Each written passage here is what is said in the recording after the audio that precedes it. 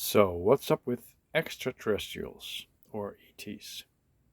You probably have noticed there's a lot of discussion about ETs at the moment, both on YouTube, um, but also otherwise. There's a lot of debate also whether or not we originate from an ET species, either the Pleiadians and or the Anunnaki and or the Syrians and so on and so forth.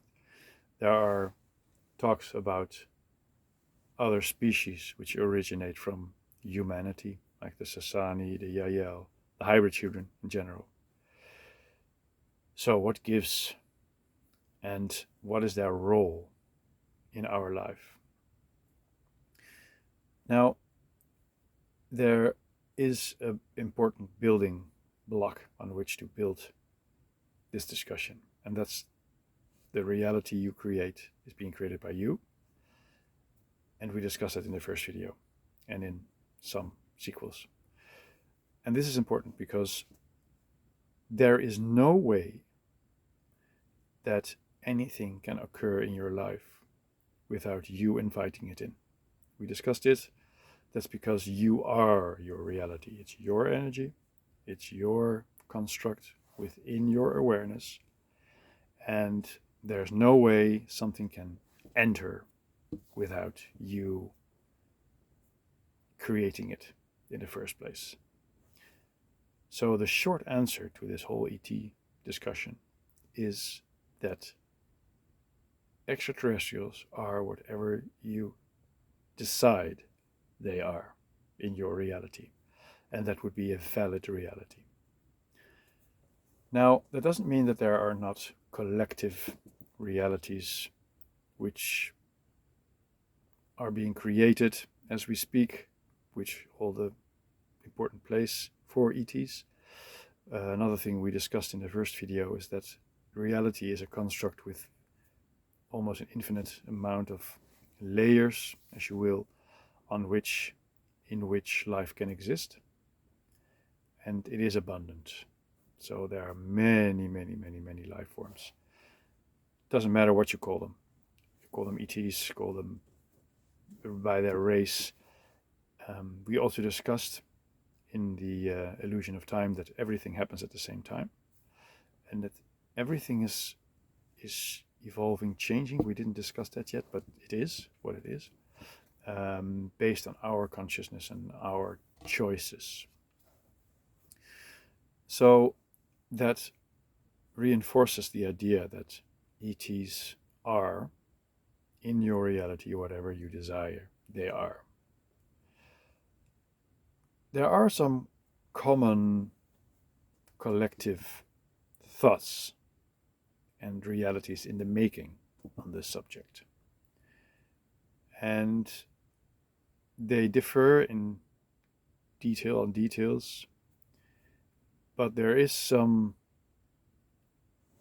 red line, it's a Dutch expression, and that is that we as a human species are one of the many humanoid species in the universe, in our construct, in our collective agreed upon construct.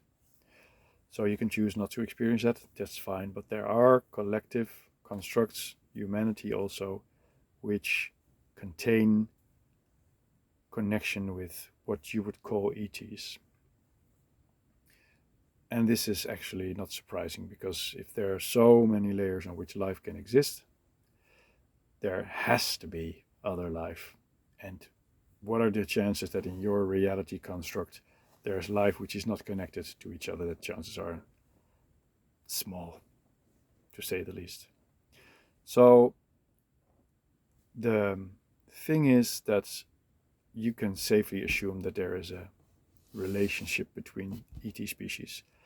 And depending on which now moment you choose, your history and your future will change with that, and will contain our human history deriving from an ET species, or several actually, also which have been here on Earth.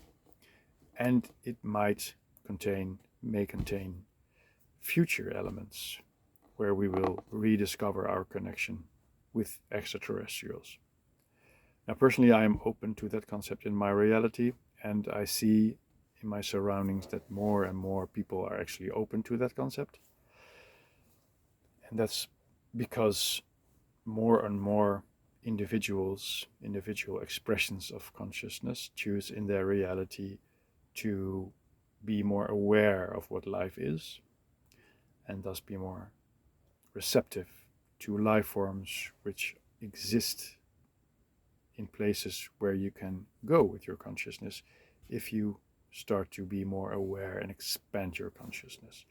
So this opens up the possibility for contact with beings which exist in planes, vibrations to which you can be conscious of.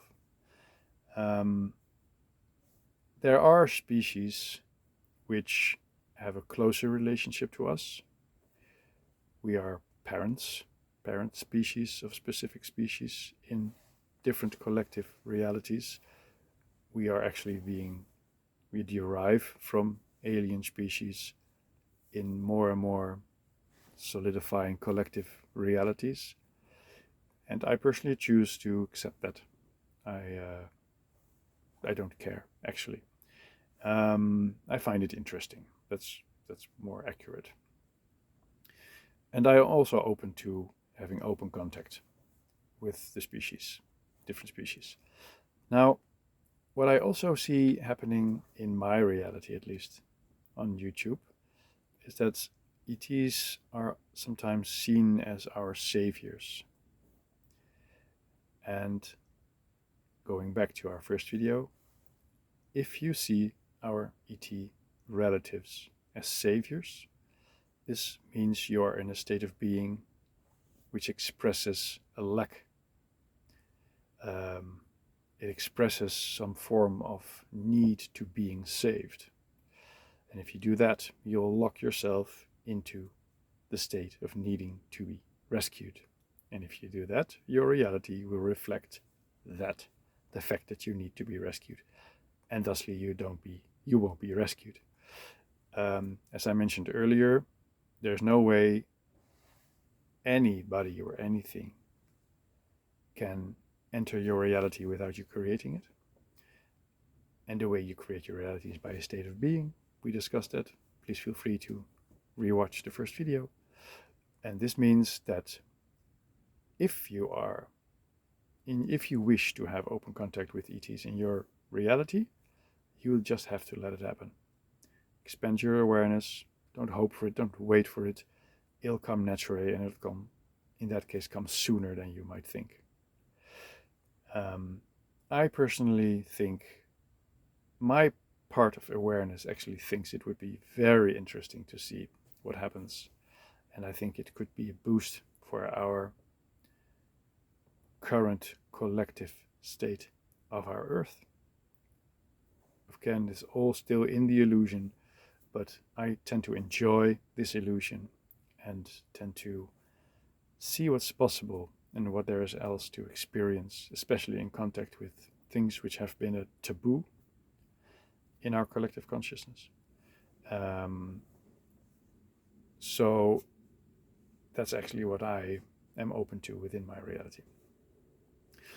Now, there are a lot of ET species, and just as in our duality, they live in a duality, maybe the same in the collective reality. And it completely depends on your state of consciousness, your vibration, what response you will get from either ETs or anything, any reflection at all. So if you're scared, then you'll create the experience of being scared. In this situation, in this film, by ET presence, for instance. Now, if you are wanting to be saved, as we discussed, you'll have the experience of needing to be saved. If you are open to a friendly contact, like say, hey, interesting, I'm ready to see what else there is in this structure, in this reality structure, then you probably go on the timeline of open contact. So that's it. There's a lot of things to tell about all the possible now slices of history and future of all these ET species. But that's really up to you, and it's really your choice how elaborate you want the story to be about different ET species. And as you have probably realized, you probably realized by now, especially if you watched previous videos about also the delusion of time, there is no one fixed history. There's no one fixed true story. There is a collective choice which we as a humanity in our reality, collective reality, can choose to adopt. But there's not one single history and not one single truth. So it really depends on what you wish your relationship to be with ETs and how you view the sequence of events which led to the specific interaction you may or may not have with ETs, which decides which history is true for you. And I would say go with whatever feels best. If there are more questions about this, please let me know. I do have my own ideas about where humanity comes from. I chose a specific set of histories which led to a specific state of the human species and our spin-off species, and I think that we can be in contact with them in a very pleasurable way in our illusionary reality. And if you would like to hear more about that, I'm more than happy to elaborate, but feel free to create your own reality. I hope you found this interesting. Thank you.